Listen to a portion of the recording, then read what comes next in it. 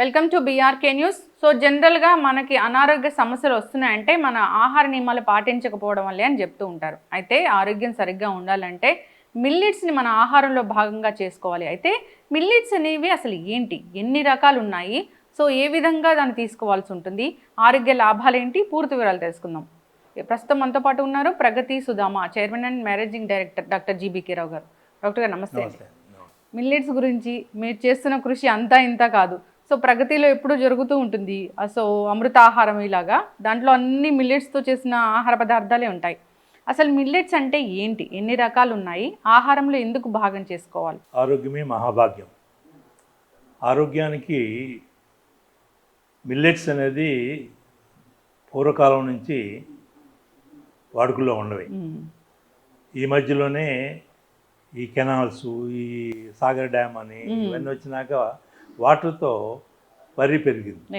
అంత బీడు భూముల్లో పెరిగేవి చిన్న వర్షపాతం, ఈవెన్ 500 mm రెయిన్ఫాల్ కూడా ఇవి అద్భుతంగా మనకి మిల్లెట్స్ ఉండేవి. ఈ మిల్లెట్స్ తినే శక్తివంతులుగా ఉండేవాడు. వర్షాధార పంటలు ఇవి, వర్షాధార పంటలే మిల్లెట్స్.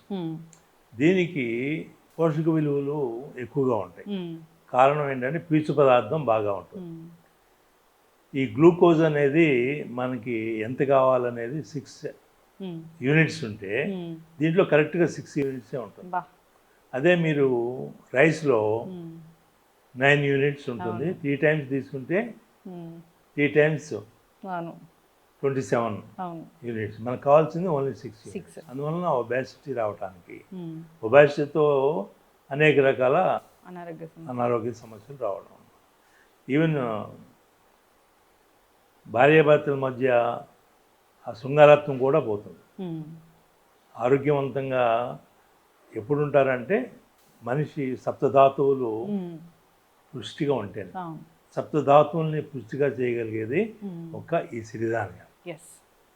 దీంట్లో పీచు పదార్థమే కాకుండా ఐరన్ కాంటెంట్, మనకి ఏదైతే పోషక పదార్థాలు కావాలో ఇవన్నీ సమృద్ధిగా దొరుకుతాయి.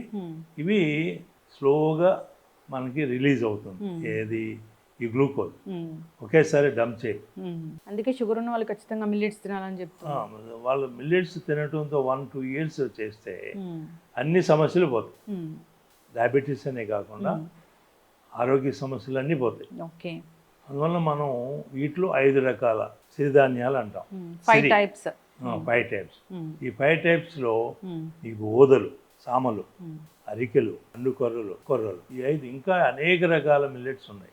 కానీ ఈ 5 మనం కాదర్వల్లి గారు అని, డాక్టర్ కాదర్వల్లి గారు ఈ అన్నింటినీ స్టడీ చేసి ఒక 5-6 సంవత్సరాలు వీటిలో ఒక 5 ఈ సిరిధాన్యాలు తప్పకుండా మనం రైస్ బదులు, వీటి బదులు, వీటంటే గోధుమల బదులు వీటిని తీసుకోవడం వలన మీ ఆరోగ్య సమస్యలన్నీ పోతాయి అనేది వారు తీసుకొచ్చినాక ఇది అందరిలోకి ఇప్పుడు ప్రచారం బాగా జరుగుతుంది. అందువలన వీటిని దేనికి దానికే వండుకోవాలి, కానీ ఇవన్నీ 5 కలిపి మనం పిండి చేసుకుని తీసుకోవటం, 2 కలిపి తీసుకోవటం, ఏది తీసుకున్నా మార్నింగ్ ఇడ్లీ కానీ, చపాతీ కానీ, ఉప్మా కానీ, దోశ కానీ, మీరు అన్నంగా కానీ ఏది తీసుకున్నా ఒకే రకం 1 రోజు 2 రోజులు తీసుకుని మళ్ళా వేరే దాంట్లోకి వెళ్ళాలి. అంతేగాని మనం 5 కలిపేసి కొంతమంది పిండి చేసి ఏదో కలిపి ఈ మధ్య మల్టీ మిల్లెట్ అనే అది అసలు మంచిదే కాదు. దేనికి దానికే మీరు 1 రోజు విడిచి 1 రోజు మార్చండి. అయితే 2 రోజులుగా తీసుకోండి, 3 రోజులుగా మార్చుకుంటూ చేస్తేనే దీని ఫలితం బాగా ఉంటుంది. ఖచ్చితంగా డాక్టర్ గారు చాలా చక్కగా చెప్పారండి.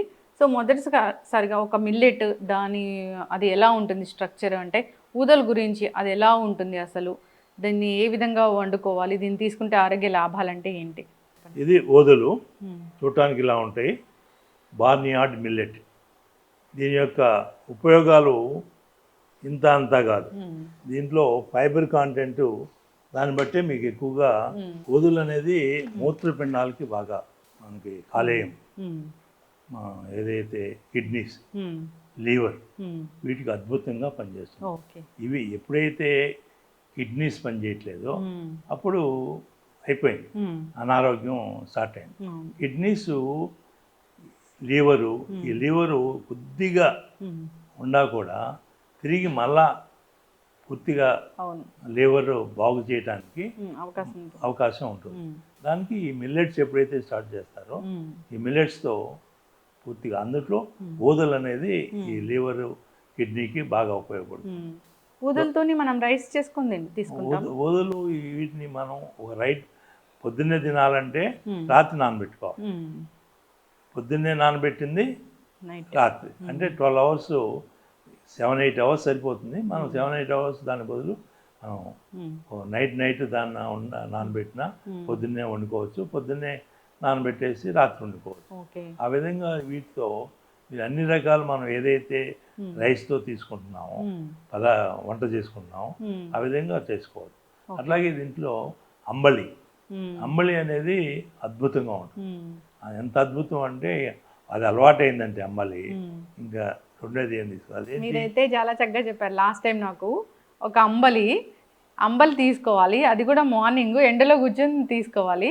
అప్పుడు మనకి డి విటమిన్ వస్తుంది, ఈ అంబలి వల్ల ప్రోబయోటిక్స్ వస్తాయి. దాంట్లో లెమన్ తీసుకుంటే కనుక దాంట్లో మీకు కావాల్సిన ఇంకా లెమన్ పికిల్, చాలా చక్కగా చెప్పారు. మ్యాంగో పికిల్, ఆ టేస్టే వేరు. ఆ టేస్ట్ ఒకసారి అలవాటైతే అది లేకుండా మీరు అసలు ఉండరు. నీకు 3 పూట్ల అదే అంబలి తీసుకోవాలనిపిస్తుంది.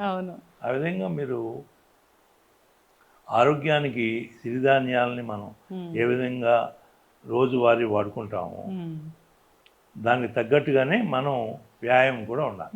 ఇవి వ్యాయామం లేకపోతే బాడీలో అన్ని నర్వ్ సిస్టమ్ దగ్గర నుంచి, బ్రెయిన్ దగ్గర నుంచి సప్తధాతువులు పుష్టిగా రావు.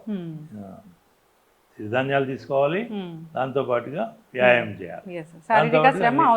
దాంతో నీరు ఎంత తీసుకోగలిగితే అంత మంచిది. మినిమం 1.2 లీటర్ మాత్రం రోజుకి తీసుకోవాలి. ఇంకెక్కువ తీసుకున్నా అనుకో 4-5 లీటర్లు ఇంకా మంచిది. మనం ఏ విధంగా స్నానం చేస్తే బాడీ చక్కగా ప్రశాంతంగా మనకి శుభ్రపడుతుందో మన బాడీలో ఉన్న లోపల ఉన్న అంగాలన్నీ కూడా శుభ్రంగా ఉండాలంటే వాటర్ చాలా ఇంపార్టెంట్.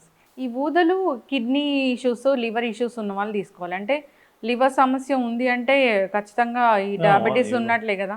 లివర్కి ప్రాబ్లం వచ్చిందంటే అన్ని రకాల ప్రాబ్లం, కళ్ళగలుకులు, కామెర్లు ఇవన్నీ ఉన్నప్పుడు అవన్నీ పోగొట్టాలంటే వెంటనే వీటికి ఊదలు అనేది మనం ఈ ఊదలు అనేవి ఇవి కూడా ఆర్గానిక్, ఇన్ఆర్గానిక్ అలా ఉంటాయా? వీటిని మనం జనరల్గా ఇవన్నీ ఊదలు మెట్ట పొలాల్లో ఎక్కడైతే వర్షాధారంతో పండిస్తారో అక్కడే ఉంటాయి. వర్షాధారంతో పండించే చోట ఇవి ఉండవు. ఏది ఈ కెమికల్ ఫెర్టిలైజర్స్, ఈ పెస్టిసైడ్స్ వాడరు. అందువల్ల మనం మరీ మూసీ రివర్లో పండిస్తే తప్ప బయట ఎక్కడైనా మనం సాధారణంగా ఇవి కొంతకాలానికి భూమిని కూడా శుద్ధి చేస్తుంది, సాయిల్ని కూడా మార్చేస్తుంది. మా కోసం మీ విలువైన టైం కేటాయించినందుకు, ఇంత విలువైన సమాచారం చెప్పారు. అందరూ కూడా దీన్ని పాటించాలని కోరుకున్నాం. ధన్యవాదాలు సార్. నమస్తే.